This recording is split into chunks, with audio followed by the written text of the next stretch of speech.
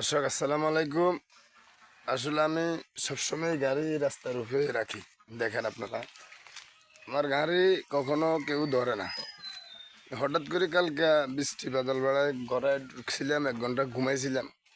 হঠাৎ করে মনে করেন আমিও ঘুমাইছি, বিকালবেলা উঠে দিয়ে আমার গায়ে ব্যাটারি নেই। মানে দুঃখের সাথে আমার আসলে কর্ম এই গাড়ির উপরে আমার সর্বকিছু। কারেন্ট বিল হইতে সর্বকিছু, আমার ছেলে সন্তান 2টা ছেলে হাফেজ, তাদেরকে লেখাপড়া সর্বকিছু আমার এই গাড়ির উপর। আমার কোথাও 1 টাকা আশা নাই।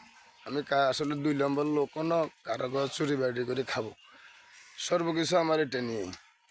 আমার দুঃখে বলছে যে মনে করেন আমি কত কষ্টে আছি সেটা আমি জানি, কেউ জানে না।